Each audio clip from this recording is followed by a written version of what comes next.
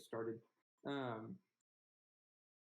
I know a few of the names in here, and I know a few of y'all kind of know what the strat is, but it's something that I came across months ago from Tendies. He's another analyst in the Discord. It is basically, simplistically put, trading based on price action and price action only. No indicators. The whole premise behind it is literally just simplifying everything, quantifying it, because it's literally just numbers. We know what to do and when, at what price. Because, like, just to kind of put this out there really quick, not saying that like supply and demand doesn't work, because everybody has their own way of trading. But like, if I were to have the S&P up on my screen, my resistance and support, or my resistance and my support and resistance is not going to be the same as Full Force or Coffee or Alvin, right? We're all probably going to have a little bit different support and resistances. And so that's kind of where the main kind of theme behind trading becomes subjective. And Rob makes a good point. He's the inventor of this strategy, and we'll get into him on the next slide. But he points out there's a stat out there that 90% of traders lose 90% of their money in the first, or where is that stat? It's 90% of traders lose 90% of their money within the first 90 days of making their first trade. So he makes the argument, if that's the stat, then why do what regular TA teaches people to do? And like I said, some people make it work. Like, we have many people in this Discord that don't use the strat who are extremely successful. But if you're new to trading, if you're kind of in the weeds a little bit here and there, I'm hoping that this can be of help to y'all. But here's just a quick little slide about Rob himself. He got into trading a long time ago from his father. His dad was with Merrill on the institutional side at CPOE. They're from Chicago. Basically, he's been doing this for 31 years. After studying price action so much, he began to like see one of what TA considered to be a really, really rare formation, which is something called the broadening formation, which we'll get into a little bit. But basically, that's just a little bit about him. I wanted to make sure that we got this out there. Also, this is definitely not my PowerPoint. This was just created by this guy right here. He's another guy who does the strat with Rob. There's his credentials if you want to give him a follow. He has a pretty good Twitter page. Here's just kind of a quick little run through of what we're going to talk about. I'm trying to have this be 20, 30 minutes at max. I don't want to talk too much. So if y'all have questions, feel free to hop in. I can answer them real quick, or we can just wait till the end, answer questions and run through some charts and show y'all kind of what I look at when I'm going through my charts on a nightly basis, or what I look at intraday as well when I'm trading.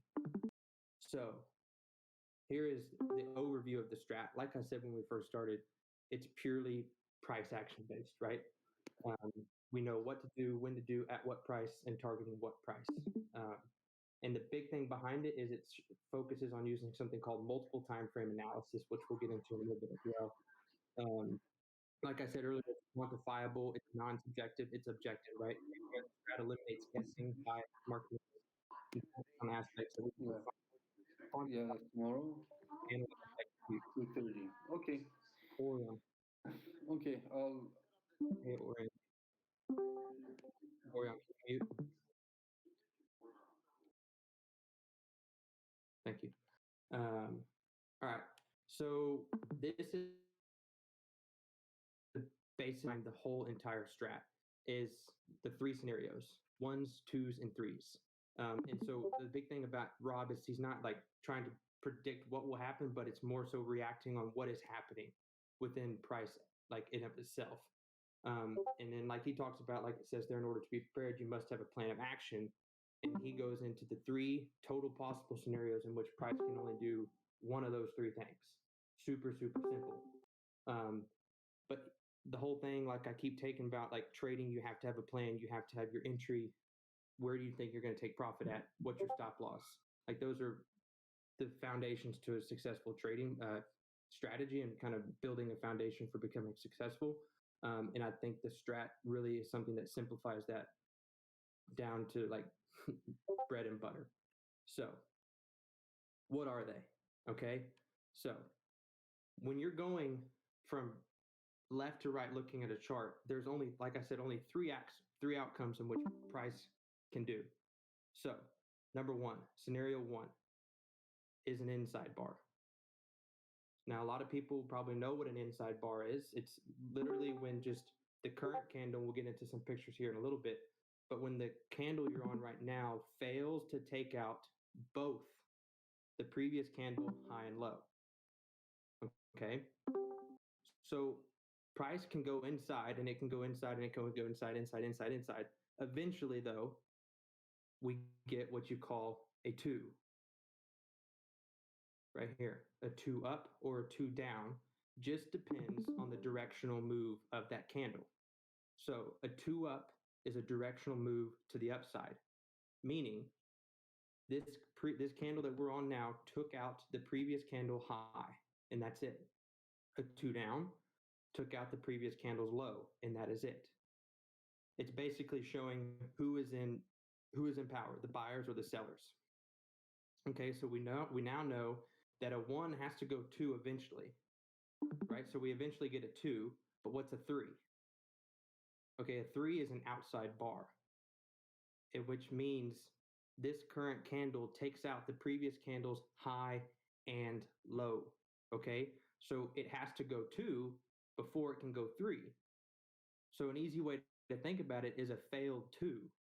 Okay, because something may go two up, so breaking the previous candle's high, and fail and trade back down through that range and take out the previous candle low, that's a three. Okay, and this helps us gauge something called magnitude, which we'll get into when we talk about the broadening formation. But all it is the buyers and sellers are both aggressive. All right, they were okay paying up for the price in which it moved up, and now they're okay selling it down. Okay. When he's talking about the candlesticks, he always likes to talk about we want to use other participants to drive the price. And so once we get in a little bit later, we're going to talk about something called time frame continuity, which is extremely, extremely important with the Strat. But basically, these are the three scenarios. Very simple, dry cut, and we'll go over entries, exits, and so forth. But while we're on this scenario, there's a video in which Rob is talking about these three scenarios, 1, 2s, and 3s. And he talks about algos and how people always say that, oh, the algo picked me off. The algo did this. The algo did that.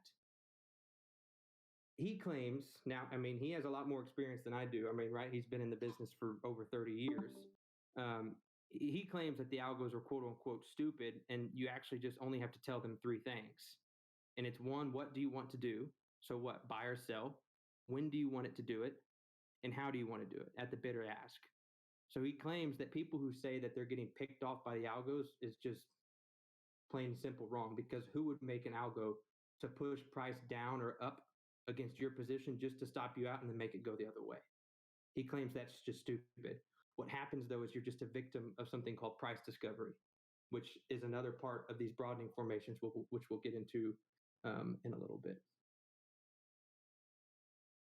So, like I said, here's some pictures. Inside bar. So you can see here, here's this preceding bar, and here's this inside bar. The high and low failed to take out the previous high and low. Okay, so this is kind of think of as a period of equilibrium, right? Where neither buyers or sellers are strong enough to take price in one direction. So here on the right is a picture of SPY, right? Here's an inside bar, which is a 1, inside bar 1, inside bar 1. Okay, examples of scenario 2s. Okay, so remember, scenario 2 is this directional bar in which bulls were strong enough to take price up or bears were strong enough to sell price down. So you can see all these scenarios 2s, and remember we have two of them, a 2 up or a 2 down. And the 2 up is simply when the candle right here, like where my cursor is, the candle we're on right now, takes out the preceding candle's high.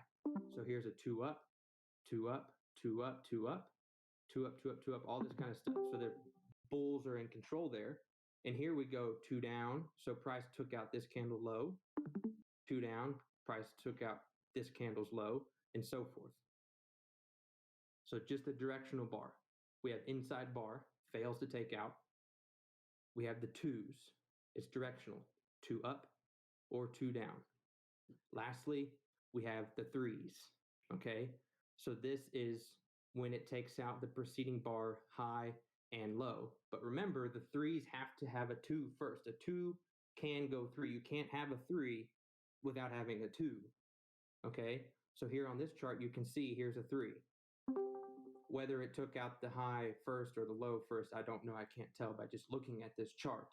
But you can see these big outside bars where it takes out the entire range of the preceding candlestick. So remember, that's just showing overall like magnitude between the buyers and sellers. They're both being aggressive. Within this PowerPoint, there was some candlestick patterns on here. I don't want to go in here too much, but I think they are important to know. This is something that like I would really advise y'all to look into on your own time, because identifying candlesticks and whether it's like strong for the bulls or weak for the bulls, strong for the bears, et cetera, et cetera. So just like here's some bullish candlesticks, some bearish candlesticks. If any of y'all know, I love looking for this right here. I call they're commonly referred to as shooters. Will usually take place at the end of an uptrend. A lot of people who are in the UO group with me know I love saying, hey, look, we got a shooter on the 15, watch for reversal, price coming back down. And these are hammers. They're really bullish. We had one on SPY today on the daily chart.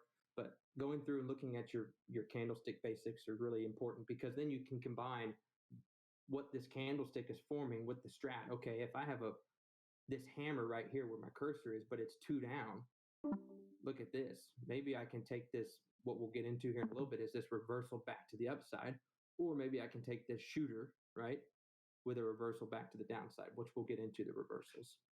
This goes into big and small body candles. I don't want to spend too much time on it because it's not necessarily related to the strat. But here's the candle, or the hammer candle. Here's the shooter. Those are probably my 2 favorite to trade, just because it really shows who's kind of being the strongest right in the present. Shooters. I don't do momos too much. Dojis, like I said, y'all should really look into these if you want to. I don't want to spend too much time on them. But this right here is the bread and butter of the strat. This is the combos and actionable signals in which we can take as traders of the strat. So we know what the basics of the candles are. 1 is inside, 2 is directional, either up or down. 1s have to go 2, right? And then we have a 3. And for a 3, we need a 2. So here's a sheet, and you can find this on the internet. You can find this on Twitter. It's a great cheat sheet to have when you're first learning the strat, and it shows you all these different reversals or continuations. So for example, right here on the top, and we'll get into some chart examples here in a second, but this 1-2 bearish reversal. Okay, so you had this 2 up, right? So this bar right here would take out this previous candle high. Then you had an inside bar, right? So bulls were in control on this candlestick. Then we had equilibrium with price. We went inside bar. As soon as price breaks below that inside bar, sellers are now in control. That is our entry. That is our actionable signal. We want to trade with actionable signals. A lot of times I talk with new traders and I'm like, why did you enter? And they're like, oh, I don't know. It had a head and shoulders on the daily. Okay, pull up the hourly and show me the head and shoulders. That's another thing Rob talks about with TA. Like I'm aware of bull flags and bear flags and all this kind of stuff, and I'm not dissing him, but he makes a fair point. If you have a head and shoulders on the weekly, go to the 4-hour and show it to me. It probably won't show up. So that's his kind of argument against another kind of TA in formations. But this is just bread and butter, simple as can be. Your entry is the enter of this inside bar break to the downside. Your target is just the preceding candle low. And then you have all these different reversals, and I think it's going to be easier to show you on actual charts than just looking at this picture. But there's a bunch of reversals, bunch of continuations, which we'll get into here in a second. This one is, I don't want to spend too much. They have their kind of own terminology they like to use, but this is very important. Full time frame continuity, MTF, multiple time frame analysis. That's very important as well. Anything else on here? The broadening formation, inside week, inside day, TTO, triangle day out. So I'll try to show y'all an example of that on a chart.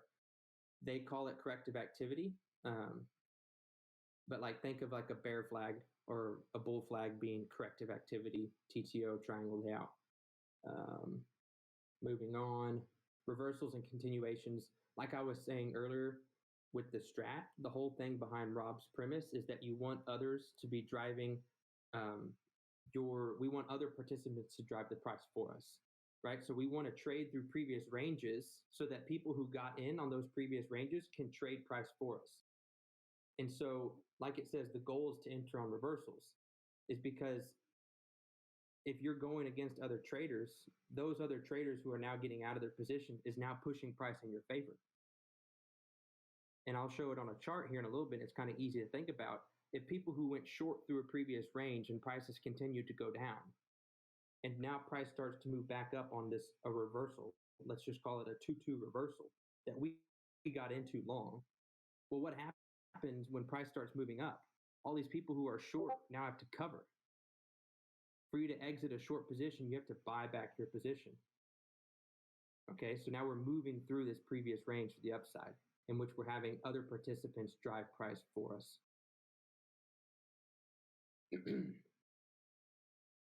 And so here's just some chart examples. I'd rather do it on my own chart than these pictures, but we'll go through some of my favorite ones that I like to trade. Time frame continuity, super, super, super important with the strat. I can't explain it enough. When you're looking at a chart, a lot of people look at a chart and they just look at one time frame, the daily, maybe the 4 hour, or if you're trying to scout, maybe the 5 minute. But what is happening on the other time frame is very, very, very important, because you need to know what other market participants are doing. So when we use multiple time frame analysis, we are constantly looking at different time frames to see if there's continuity. Meaning, there is full time frame continuity to the upside. If the month is green, the week is green, the day is green, and the hourly is green. That's what they consider on a higher time frame basis full time frame continuity. To the downside, it'd be opposite. Let's say the month is red, the week is green, the day is red, and the hourly is green. Who is in control? You don't know. You can't really tell because you don't have full time frame continuity. You're most likely going to get chopped up. Not saying you can't make a quick 15 or 20% maybe, but why would you trade that scenario? You can't look at the chart and see if the buyers are in control or the sellers are in control, because each time frame has a different presence on it. I mean, it's not all green, it's not all red. And so we want to have full time frame continuity because we want to trade in the direction of those algos, right? Because the algos are, what do you want to do, buy or sell, when do you want to do it, and how do you want to do it? So when we have full time frame continuity, what do you want to do, buy, when do you want to do it, now, and how do you want to do it? Hit the ask. So right, we're wanting to others to drive our position to the upside. We want that full time frame continuity, which we can get through multiple time frame analysis. Decouplings, I don't want to go into this too much, but it's important to realize a lot of times Rob will say, like, let them open up. The reason is I'm going to start on a very top-down approach. When we open a month, let's say the month opens on a Monday. We now have the month, the week, the day, and the hourly all trading together. So we don't really know exactly who is in control, right? Because all the time frames are trading together. At the open on a Monday morning, whether it be the beginning of the month, the beginning of the month, on a Monday morning, the daily, the weekly, everything, 15 down to the 5 minute, are all the same right at open. So you don't really know. So decoupling is when there's separate openings. So like Rob likes to have this saying called turnaround Tuesday, right? Because what is happening is now you're getting to see what the daily participants are doing. If the week opened green, you know that the weekly participants are pushing price up. But on a Tuesday, you might get a turnaround and these daily participants are now reversing price back down. It's something nice to know about. Broadening formations, we'll get into some charts, but once you start looking for these broadening formations, you will see them everywhere. Typical technical analysis will say it's very, very rare, but think about it. Every time you have a 3, that's a broadening formation. You took out previous candle high and low. You're getting magnitude. There is price discovery on that candlestick, and we'll get into charts on that. But when you start to look for these broadening formations, you begin to see them everywhere. When I was first looking into the Strat and looking at my charts, focused on the Strat, all I saw was broadening formations. I mean, it was almost interesting. Like, I stopped seeing like this head and shoulders or this bear flag or bull flag. Like, I still see them, yes, but when I see a chart right now, it's like, okay, here's my higher high and here's my lower low. That's a broadening formation. So here it is right here. This is what him talking about. Have you ever gotten stopped out? Then immediately after you get stopped out, the price takes off without you. And he goes into talk about setting stop losses at obvious pivots and how price discovery works. In that's how you're just a victim of price discovery. You're not a victim of the algorithm. And we talked about triangle layout, that corrective activity. It's just a broadening formation on a higher time frame. So here's an example of a broadening formation, right? So you can see as price moves its way left to right on this chart, you make a series of higher highs and lower lows. And it's just interesting. I really urge y'all, if you've never heard of this, to go look at some charts later tonight and look for these broadening formations. They are everywhere, everywhere. And like Rob says, and like a lot of just usual stuff about technical analysis say, it's a very rare find. It's really not. When you start looking for them, they're everywhere. Here's another one, Eli Lilly, right? Higher highs, lower lows. Apple, higher highs, lower lows. Now, usually it's not that like price will respect this broadening formation, but once price takes out previous highs, it is now expected that we move through all these previous ranges. And now we can expect price to come back down, or vice versa if we're on the low side going back up. But prices can break through, as you can see on this Apple chart. Is this another one? Yeah, here's another one on Tesla, right? Nick's favorite. This is a beautiful broadening formation, right? Higher highs and lower lows. That's all it is. And we'll get into it more on a chart.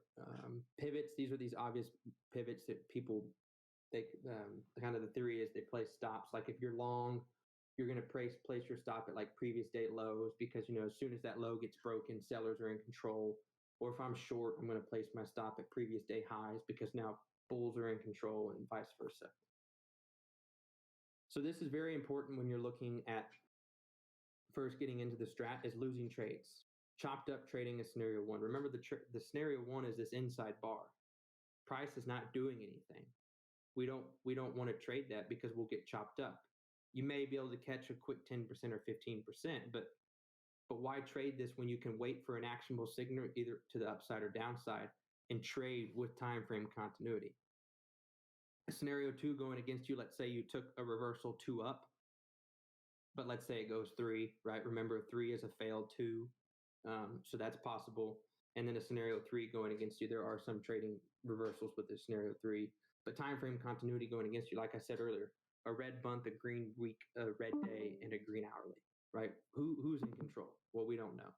That's why we want time frame continuity. And then winning trades look like scenario 2 in your favor, scenario 3 in your favor, and time frame continuity in your favor. So if I'm long, full time frame continuity to the upside. I don't want these trade breakdowns because we can just go over through some charts. Trading checklist, the stops. The thing with Rob is that, so he doesn't really trade options. He trades commons mostly.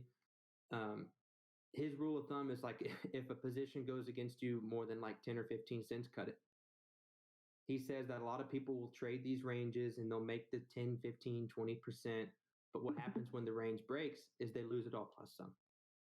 The Strat takes the complete opposite view.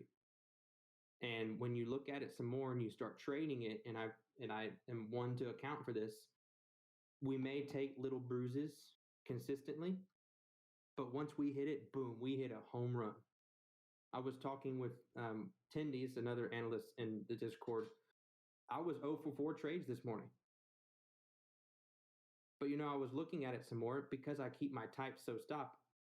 Because I need, when this thing triggers, it's going to go or it's not. All I need to make up for these 4 lost trades I had this morning is about a 25 or 30% trade tomorrow. That's all it is. And with the Strat, I'm telling y'all, If you hit it, you hit it. We traded some Facebooks on Friday. Some people in the Discord and trading room. A lot of us got on some Facebook for some puts. I mean, we traded a reversal in the 15-minute, and it was 60 or 70% within 10 minutes. So when it hits, and when it goes against you, cut it quick, because you're just not going to be right. The biggest thing about trading is realizing when you're wrong and realizing when you're right. If you're wrong, just get out. And a lot of times you'll notice, like, God, I only took like a 6% loss. But if you go back and look, like on 3 of my 4 trades today, they were worse off if I would have held. Only one of them did reverse after I got stopped out pretty quickly. But like I said, 4 trades I missed today. That's not very common. I'm not like a be-all, end-all trader, but I usually don't go 0 for 4 on trades. But it only takes one trade around 25 or 30% tomorrow to make up for all of that. So keeping the tight stop is very, very important with the strat. And then time frame continuity is the direction in your favor. If we have a green up week, green up, or a green week, a green month, a green day, and a green hourly, why on earth are you trading puts? Because you can look at all the time frames and you can see that buyers are in control. So why would you? It's like it's fighting the trend. Why would you do that? If you have a red month, a red week, a red day, a red hourly, why on earth would you be in calls?